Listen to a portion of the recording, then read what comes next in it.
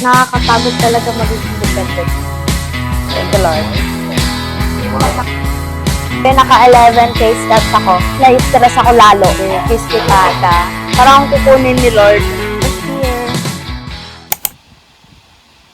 Hi guys! So, it's currently 11. Exact na 11 na and kailangan ko nang mag-lunch kasi nagugutom na ako kasi hindi ako kumain kagabi. Actually, wala akong gagawin ngayong araw na to. Except sa mag-aayos ako ng gamit. Kasi guys, tignan nyo naman. Tignan nyo naman. Diba? Sobrang daming gamit ang kalat niya. So, kailangan ko siyang ayusin kasi ang sakit niya sa mata and ang tagal ng ganyan yan. Ayun, maglilista rin pala ako ng mga gagawin ko sa mga susunod na araw kasi alam ko sunod-sunod yung mga yun. Nakabili na ako ng 2 itlog. Actually, bumili lang ako dito lang din sa apartment kasi nagbebenta yung landlady namin. Sana naririnig. Oh my God. Tulog yung isa ko itlog. Wait, napakawit ako sa inyo. Bibili ulit ako ng isang itlog. Nakabili na ako ng bagong itlog. Guys, don't judge me. Okay? Don't judge me. Hindi ko sinadya yun. Mamaya ko na lang siguro lilinisan kasi gusto ko na magluto. Nagugutom na ako. Ako ditong Pure Foods. Ito yung corned beef. Lalagyan ko rin siya ng patatas pero mag-search muna ako kung paano siya lutuin. Alam ko magluto guys, pero kasi nalibutan ko na kung paano yung process niya. May naaalala pa ako pero yung exact process hindi ko na siya maalala kasi as a person na may short-term memory. Ayan guys, so nilinis ko na siya. Nilinis ko na kasi tawag dito, malansa siya. Siyempre itlog malansa talaga. Medyo pabulong lang ako ngayon kasi nakabukas yung pinto and baka maingayan yung mga kapitbahay ko or kaya baka isipin nila sa akin nagsasalita ako mag-isa. Binuksan ko siya kasi para maganda rin yung lighting ng vid. Anyway, magluluto na ako. Magsa-search na ako kasi nakaput na talaga ako anong oras na. How to cook corned beef with potato. Ayun o. Diba? Guys, ang dilim niya pero okay. Bagal. Alam niyo ba, binold ko na lang yung egg. Kasi ayoko na mag-prito ng egg. Guys, okay na yung potato. Pwede bang potato na lang kainin ko? Okay na ako doon.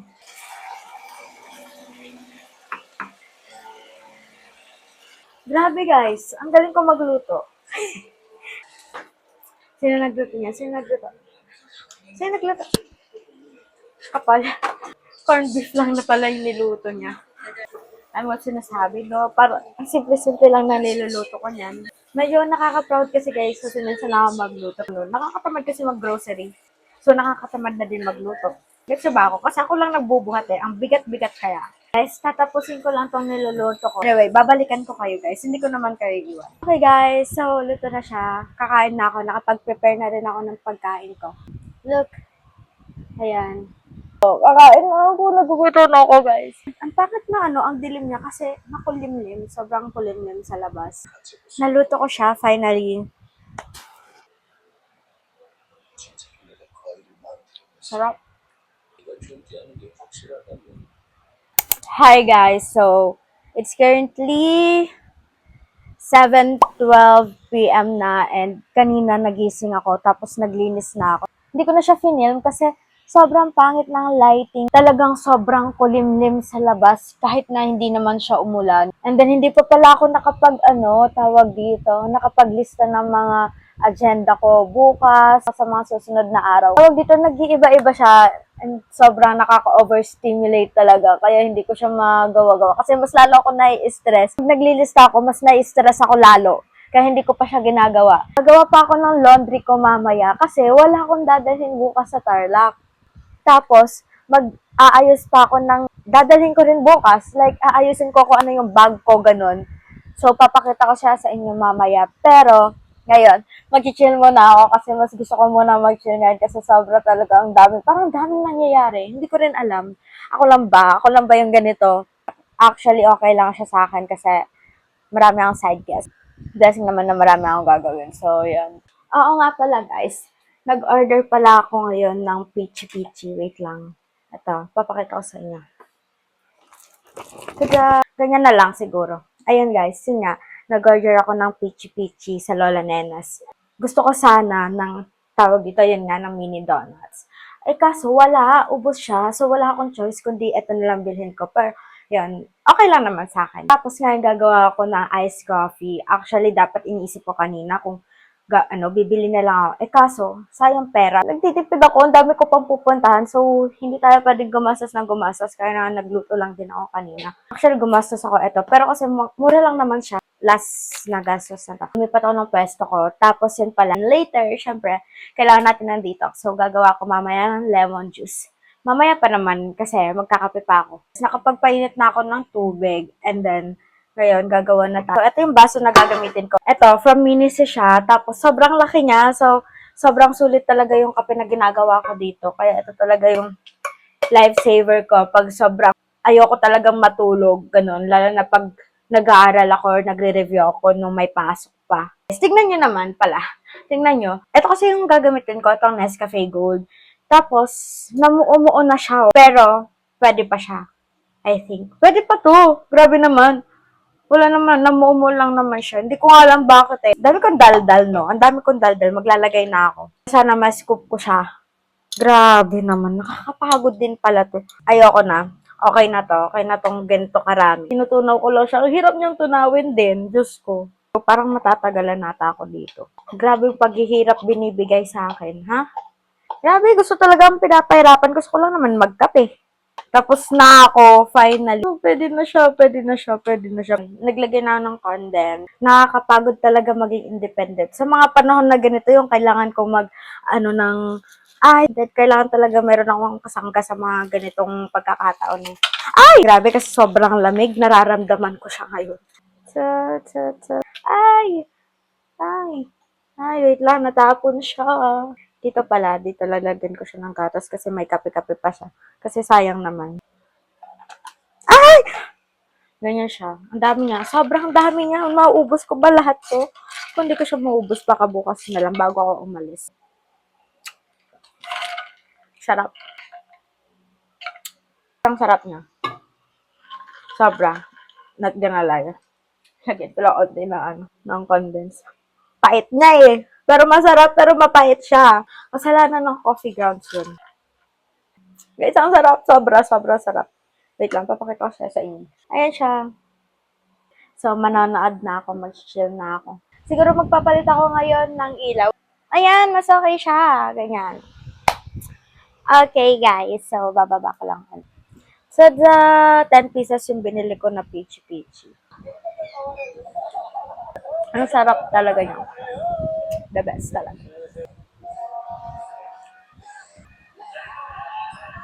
Alam niyo ba, ganito yung magandang vibe. Grabing heaven. Grabing blessing.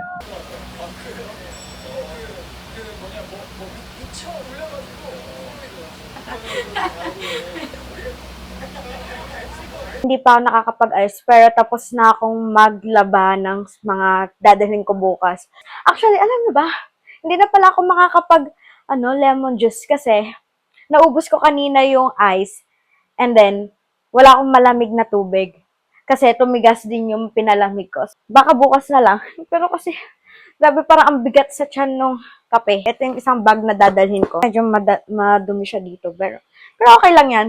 Paglalagyan ko lang naman to ng mga damit ko. Meron pa akong isang bag. Ito siya.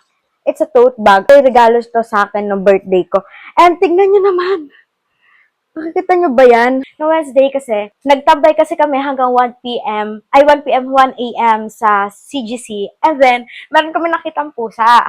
Tapos yan, syempre, inama ko, nilaro-laro ko yung pusa. And nakita niya atang pusa yung design. So, ayan, kinalmot niya to. Tapos, eto, mga anik-anik ko na bigay lahat ng mga kaibigan ko lahat to. Isang bibit-bitin ko bukas. Dadalhin ko siya. Ito yung lagayan ng makeup ko. Ito, dadalhin ko siya kasi nga bala kong tumakbo bukas ng hapon. Of course, hindi mawawala yung straightener ko para maganda yung hair natin. Yan pa lang yung pwede kong i-empake talaga. Kaya hindi ako makapag-empake ng maayos lagi ng gabi. Meron pa akong ginagamit kinabukasan bago ko siya i-empake. So, feel ko bukas na talaga ako makakapag-empake na empake. Pero so far, ito yung mga gamit ko. Feel ko, ito lalagay ko na rin to sa bag pala. So, talagang tumakbo bukas. Ewan ko rin. Para siguro ma-ease yung mind ko. Pero, yeah, tatakbo tayo. I think yun lang naman. Naka-on ko lang yung mic. Medyo nag-ano siya. Tawag dito. Walang noise reduction. Grabe. Hindi siya marinig na maayos. Sana to pwede siya, no? Kasi grabe rin. Wala akong pagpapanooran na ibang movie kasi. So, muna tayo ng Conjuring. So, magsa-search muna tayo ng Conjuring bago ako tawag dito, maglista. Saan kaya siya? Pwede kaya siyang panoorin dito? Bakit parang ayaw niya ata? After stressability, nakahanap na rin ako ng kung saan pwedeng manood. Buti na lang talaga. Akala ko kasi wala siya sa isang pinagpapanooran ko. Pero meron pala siya. So, yan. Doon ako manonood ngayon habang gumagawa ko ng mga kailangan kong gawin, mga agendas ko. So, yeah. Agenda na lang. Ayan na lang. So, yun lang pala gagawin ko bukas. Ay, mamaya. Onti lang para. Pero okay na yan. Grabe guys, iba talaga pagka-oily ng face ko kapag, ewan ko ang oily to or dahil sa skincare talaga siya. Pero kasi anong oras na 12:21 na. Kakatapos ko lang gawin yung mga agendas ko. And so far, so good. Ito siya. Wait lang, papakita ko sa inyo. Ayan guys, ito siya. Ito lahat. Ito. So, ito lang yung pahinga ko, 21, Sunday. Kasi ito lahat to meron siya. Grabe, wala akong pahinga pero okay lang. It's a blessing naman na maraming akong gagawin. Thank you, Lord. Lagay ko na siya sa iPad kasi doon ako nag-edit ng vlogs para hindi na siya ma-full storage and then meron ako pang vlog later. Currently, nagpapainit ako nung ulam ko kahapon. Di ba hindi ko naubos? So, yan. Kasi kakainin ko siya ngayon. Yun yung uulamin ko bago ako umalis. Anong oras na ba? It's currently 6:40 a.m. Sobrang bangag ko talaga kasi parang 2 hours and 40 minutes lang yung tulog ko kasi nag-alarm ako ng 6:30 and for something na ako nakatulog. Sobra yung kape na tinimpla ko. Tapos, hindi lang sa hindi ako makatulog. Sobrang sakit lang chat ko kanina madaling araw. Sobrang kumukulo siya. Di ko, ina-acid ako something. Ang pangit ng lighting guys, sorry. Kasi madilim talaga eh. Pwede kong buksan, teka lang. No? Pwede kong buksan yung ilaw na lang. Ayan. Makikita niyo kung gaano ako kabangag na yun. Nakabukas yung ilaw. Lesson learned, walang magkakape ng ganung oras. Applicable lang yun kapag magre-review ka. Pero yun guys, gagawa na ako ng lemon kasi malapit na uminit yung pagkain ko. Yung gagamitin natin sa lemon. 1 litro ata to. 1 litro ba to? Parang hindi naman, pero malapit na siya sa 1 litro. Actually, meron pa ako neto, kalahati neto. Every day, kalahati lang ng lemon yung ginagamit ko. Instead of kasi sugar ginagamit ko. Hindi kasi ako nag-sugar like yung powdered na sugar. Kahit na sa tinapay pa yan. Ayoko ng ganun. Kasi parang for me, sobrang tamis niya na ewan. Gagamitin natin. Actually, yun naman ginagamit ko lagi. Honey. As much as possible talaga. Iniiwasan kong matamis yung lemon ko. So, pinaghalo ko muna yung lemon tsaka yung honey. Kasi, nakatapon na naman tayo. Hanggang umaga, nakatapon na naman talaga. Siguro yun naman, yung buko kapag gising ko, sobrang ganda niya. Pero pag, hindi siya okay. Okay, and then nahalo ko na siya. Ito na yung lemon juice, guys. Manonood tayo habang kumakain. Since 7:09, balak ko mga 10 aalis na ako. Ay, ayun, nahulog na naman talaga. Hindi na talaga napakali ang babae na to. It, guys.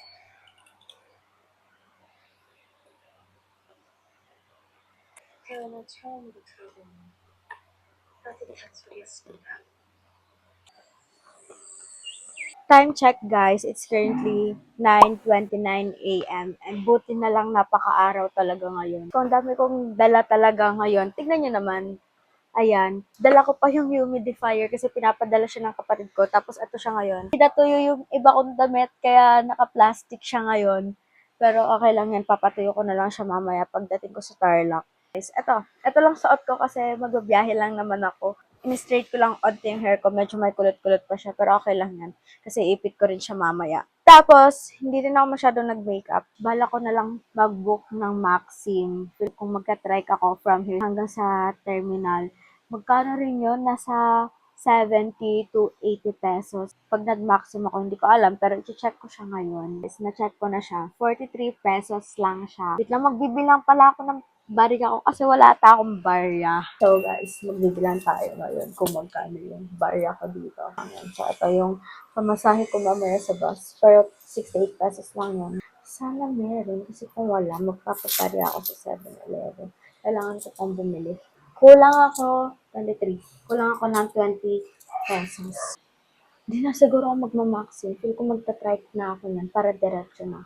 Kasi bumalik guys. So, siguro magta-trike na ako yan. Punta na ako ngayon ng 7-Eleven. Mumula na naman ako agad nito. Pero, hayaan nyo na. Grabe, napakainit talaga.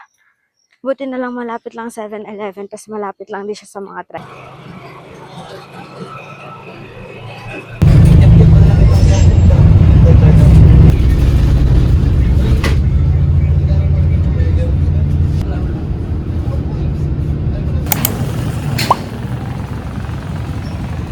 Okay guys, so dito tayo sa tapat ng hospital mag-film. Parang kukunin ni Lord. Sakto, nasa hospital ako. Hindi ako nakapag-film kanina sa SM kasi naglolo ko yung receiver ng mic ko. Trinay ko rin siya ulit. Naglo-lose lang pala siya kasi nabali siya kanina. Pero yon, pinagtitinginan ako ng mga tao pero wala akong pake. Hindi naman nila ako kilala. Lalakad tayo sa MC Park kasi doon yung may paikot. Grabe naman ang kantahan. Hindi ako makapag-focus ng maayos mag-film kasi ang daming tao. Tapos, natatakot ako baka mas-snatch ko phone ko. Ito na nga lang yung phone ko. Tapos, mas-snatch pa siya talaga. Mag-MC Park tayo ng mag-isa ngayon. Kasi wala ang aking kapatid. Pinahanap ko dito yung yung Mulawen Pandesal. Hindi ko alam kung nalagpasan ko na ba siya o ano. Sana narinig niyo ako. Andito pa rin ako ngayon sa MC Park and 7 p.m. na ata. Tapos na akong tumakbo tsaka maglakad-lakad kanina. Mas maraming walking pero mas okay yan kasi mas nais yung mind ko nung naglakad-lakad lang ako. Ewan ko talaga kung naririnig niyo ako. Sana naririnig niyo ako. Mamaya alis-alis na rin naman ako. Diba? Medyo nagaan na lang ako ngayon dito. Tapos mamaya bibili ako ng Mulawin Pandesal kasi ang tagal ko ng clinic review. Napakainit ng mundo. Napagod ako dun. Pero okay lang yan. Ang mahalaga ay nakapag-walking ako at medyo na nalinis ang aking pag-iisip. Ang hot take ko for this day is whatever happens, happens. Sa akin man. If it doesn't, edi don't. Whatever. Yan. Hindi ko talaga alam bakit parang ang hina ng microphone ko ngayon. Siguro dahil palubat na ba siya or ewan ko. Magsisimula na ako maglakad. Mag-film ako pag meron na yung Mulawin Pandesal kasi. So dito na Mulawin Pandesal. Hello po. 10 peraso nga pong pandesal. Grabe guys, napakadilim dito banda. Pero okay, I got the goods. 10 pieces na Mulawin Pandesal. Diyos ko po. Medyo nakakatakot lang banda dito. At first time ko mag-isa uwi ng gabi. Pero okay lang yan. We are independent. Hi guys! So, nakarating na ako dito sa apartment. Nag-order ako sa Cafe ng green apple na soda. Diyan lang siya sa baba and okay lang siya kasi 60 pesos lang din siya. And masarap siya. So, yan. Hindi pa ako pero nagpalit na ako ng damit ko. Buti na lang may damit ako na iwan dito sa apartment. Kaya naka 11K steps ako. Hindi lang 10K steps. 11K steps. Grabe, ang sarap. Nagkakainin nga bukas. Ganda talaga na itong t-shirt na to. Fun fact, 5 pesos lang tong tawag dito t-shirt na to sa Ukay. Inukay namin to with my friends nung senior high ako. Time check. It's currently 11:24 a.m. At nakaka-stress ang nangyari kanina kasi may kapangalan ako. Halata na talagang nagkukulay na yung buhok ko ulit ng brown. Nahalata na siya sa araw. Feel ko magkukulay ulit ako ng black. Grabe. Ang init talaga, hindi ko na alam gagawin sa buhok ko. Inipit ko siya, kaya wala din yung in-straighten kong buhok kasi nag-curl din siya. Pero, hayaan nyo na. Ngayon na lang yata tayo sa Cindy.